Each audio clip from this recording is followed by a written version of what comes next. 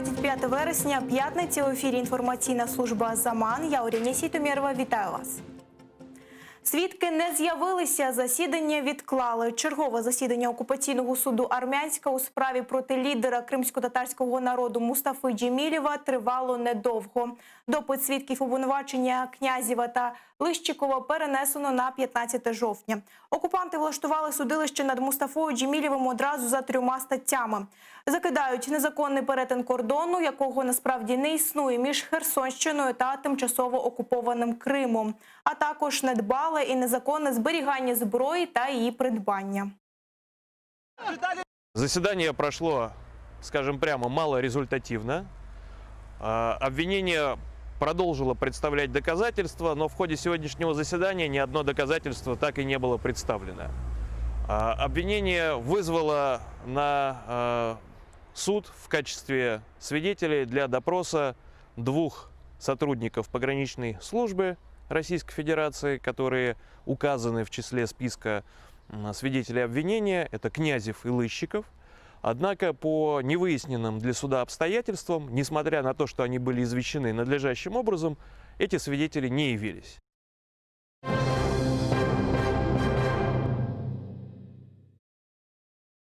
На Донбасі минулої доби в зоні проведення операції Об'єднаних сил російські окупанти знову порушили режим всеосяжного припинення вогню та обстріляли українські позиції з гранатомету. Втрат серед українських бійців немає. У вечірню пору доби противник здійснив неприцільний обстріл із ручного протитанкового гранатомету в районі населеного пункту Кам'янка. Враховуючи провокативний характер обстрілу, наші воїни вогонь у відповідь не відкривали. Бойових втрат серед наших підрозділів немає. В Україні за добу виявили понад 3,5 тисячі хворих COVID-19 і 70 смертей. За словами міністра охорони здоров'я Максима Степанова, захворіли 230 дітей і 155 медичних працівників. Госпіталізували 742 пацієнтів. Найбільше нових випадків захворювання підтвердили в Києві. Також в антирейтингу Харківська, Тернопільська та Дніпропетровська області. Збільшилась кількість, в тому числі важких хворих, тобто людей, які мають важкий перебіг хвороби. І в сьогоднішніх умовах дуже потрібно дійсно сконцентруватися всім і дотримуватися, ретельно дотримуватися правил нової реальності. Ні в якому разі не приймайте участь в якихось там масових заходах. Просто бережіть себе, дотримуйтесь правил і будьте здорові. В лікарнях бракує місць, а люди вмирають без необхідного обладнання. Все більше випадків, коли лікарні відмовляють в госпіталізації, а інфіковані на стаціонарі годинами чекають в черзі на апарати штучної вентиляції легень. Хворих перекидають з лікарні в лікарню по всьому Криму. Позаяк ані ліжок, ані спеціального обладнання не вистачає на всіх. А окупаційна влада як під копірку щодня видає приблизно однакову статистику інфікованих COVID-19. Не змінило тенденцію навіть те, що на межі життя і смерті балансує інфікована окупаційна віце-прем'єр Олена Романовська. Як окупований Крим зустрічає другу хвилю епідемії коронавірусу, дізнавався Владислав Стужук. Брак медиків, обладнання і місць в лікарнях. Таким зустрічає другу хвилю епідемії COVID-19 окупований Крим. З дня в день окупаційна влада малює ледь не однакові цифри інфікованих. Реальний стан стає помітний неозброєним оком. Я наблюдаю каждый день, когда выхожу прогуляться в районе, эти кареты скорой помощи, водитель, его рядышком пассажиры, медицинские работники полностью в защищенных костюмах, в очках, в масках. Ну, знаете, несколько даже становится не по себе. Через наплив хворих та тих, хто тільки підозрює в себе інфекцію, блокуються лікарні. Відтак з'являється забутий з радянських часів блат. Люди шукають можливість отримати лікування за будь-яку ціну через родичів, друзів і знайомих. Така історія трапилась з близьким товаришем першого заступника голови Меджлісу Нарімана Джеляла. Той занедужав і хотів записатись на прийом. Поговорив с врачом, выяснилось, что он уже не первый обратившийся в Статин, это было несколько недель назад. и что действительно мест в больнице, это Симферопольская, одна из больниц, не было. И ему фактически пришлось оплачивать услуги частной клиники, которая на дому осуществляла его лечение. Очень много знакомых, соседей, которые работают в тех или иных больницах, скорой помощи, которые говорят о том, что просто не успевают отрабатывать все вызовы. І такі випадки не поодинокі. Вчителька Сімферопольської школи Світлана Хіміч занедужала наприкінці серпня, а вже у вересні 3/4 її легень не працювали. Медики швидкої допомоги, які приїжджали на виклик, робили укол і відповідали: «Лікуйтеся вдома, в лікарнях місць немає». Боротися за життя вчительки взялися батьки її учнів, обдзвонювали чиновників і писали скарги. Пані Світлану таки госпіталізували, але запізно. Вона померла. У більшості лікарень окупованого півострова бракує не лише вільних місць, а й необхідного обладнання. Комп'ютерну томограму зробити неможливо, бо самі медики бояться, що пацієнт виявиться інфікованим. На апарати ШВЛ багатогодинні черги, а ліки возять таємно з материкової України. Еще одна моя бывшая сотрудница, у нее умер отец. Жители они Симферополя, живут в районе Генерала Васильевна.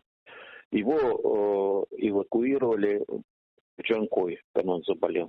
И, естественно, он там умер. Он там без вот этого кислородного аппарата умер. Очень сложно с медикаментами. Вот, например, я забыл название этих медикаментов. Люди специально ездят в Украину, покупают их и привозят эти медикаменты, антибиотики, которые помогают в этом, привозят сюда. Большие деньги это стоит здесь.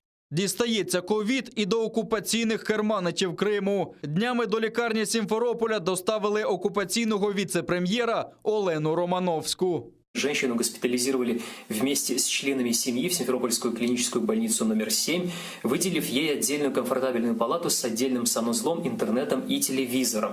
Однако на днях ее самочувствие резко ухудшилось. Начались осложнения в легких, поэтому было принято решение ввести ее в медикаментозную кому и отправить спецрейсом в Москву для прохождения дальнейшего лечения. Друга хвиля епідемії вже почалася, впевнений Наріман Джелял. А причина цьому – туристи з Росії. Цьогоріч через тотальний локдаун вони не могли поїхати на відпочинок до Туреччини чи Єгипту. Відтак, з відмашки окупаційної влади росіянам дозволили безконтрольний в'їзд. Самые первые сообщения о просто массовых заражениях, они были из курортных городов. В первую очередь это Ялта. Ялтинские больницы не справлялись уже с потоком заболевших. Их стали каждый день фактически привозить в больницы Симферополя. Бригады скорой помощи из других районов Крыма направляли в Ялту и, возможно, в другие курортные города. Через брак місць лікарня в Бахчисараї прийматиме тільки інфікованих COVID-19. Решту хворих відправлятимуть до лікарень навколишніх селищ Віліне і Поштових. Інші мають лікуватися вдома. Владислав Стожук, Заман, АТР. Українських користувачів забороненої російської соцмережі ВКонтакті візьмуть на облік поліції. Як повідомив секретар Ради національної безпеки і оборони України Олексій Данілов, правоохоронці будуть розслідувати факти поширення контенту у забороненій в Україні соцмережі. Він нагадав, що згідно з українським законодавством про санкції ВКонтакті не має права працювати на території України. Окрім того, він звернув увагу на те, що українські користувачі мають розуміти всю відповідальність за це. Це так само їх має бути відповідальність, на що вони це роблять і для чого вони це роблять. Справа в тому, що зараз та система, яка починає працювати, всіх цих користувачів будемо мати розуміння, вони будуть всі на обліку знаходитися. І якщо вони далі будуть розповсюджуватися російський контент, на теренах країни, то вони будуть мати певний клопіт вже безпосередньо з нашої Нацполіції, з нашими силовими структурами. На початку вересня російська соціальна мережа ВКонтакті на офіційній сторінці для українських користувачів повідомила, що розробники поліпшили роботу проксі в мобільному додатку, завдяки чому мережею тепер можна користуватися без допомоги допоміжного софта. В травні 2017 року п'ятий президент України Петро Порошенко заборонив на 3 роки соціальні мережі ВКонтакті і Однокласники, сайти Mail.ru Group, сервіси Яндекс і ряд інших ресурсів.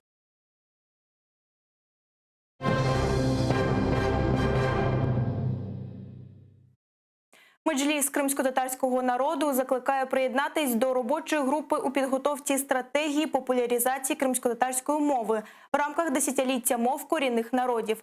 Його проголосила Генеральна асамблея ООН з наступного року. Документ, який розроблений робочою групою Меджлісу спільно з Міністерством з питань реінтеграції тимчасово окупованих територій України, буде затверджений Кабінетом міністрів України влітку 2021 року. Завданням для створюваної робочої групи, склад якої ми бачимо максимально широким, є розробка довгострокового плану досягнення поставленої мети, що має містити в себе також способи і ресурси, за допомогою яких будуть досягатися поставлені завдання на кожному з етапів реалізації стратегії. Це все на цю мить. Вже за кілька хвилин ефір продовжить моя колега Гульсум Халілова, а о 21-й дивіться заман з кримськотатарського Шевкетом Наматулаєвим. Будьте здорові, до зустрічі!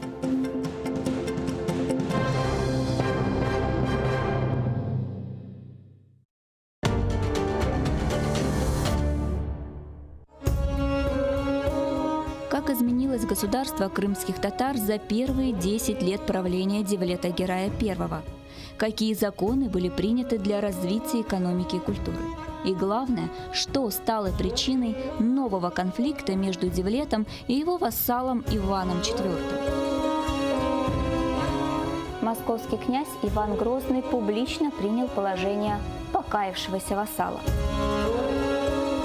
Смотрите в программе «Алтын-Девыр» в цикле «История династии Гераев» в эту субботу, 26 сентября в 17:35 на телеканале АТР. Девлет-Герай I, часть 4. Мы продолжаем знакомить вас с биографиями выдающихся знатоков истории Крыма и крымско-татарского народа. Один из них, Владимир Гордлевский, востоковед-тюрколог, в обширном научном наследии которого имеются и крымоведческие исследования. Крымские труды академика Владимира Гордлевского. Смотрите в воскресенье, 27 сентября в 18:00 в новом сезоне программы «Тарих Седасы» с Гульнарой Бекировой на телеканале АТР.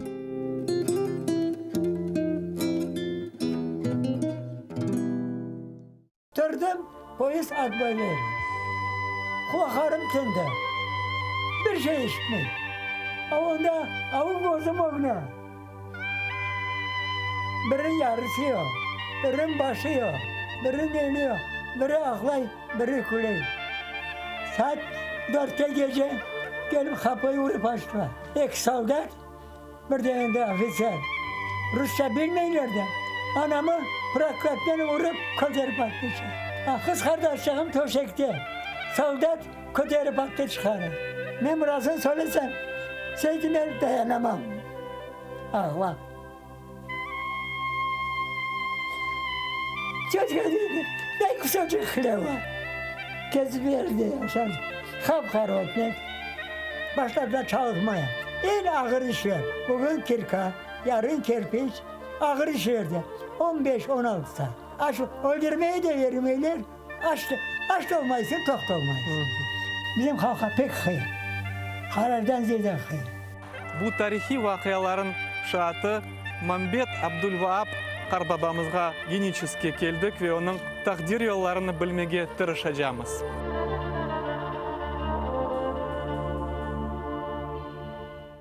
...65. senesi babamız bu koya getiren vakitte bize aytdı, oğlum bu bizim vatanımız. Birinciden Allah rahmet eylesin bizim analarımıza, babalarımıza bize vatan duygusunu aşıladılar.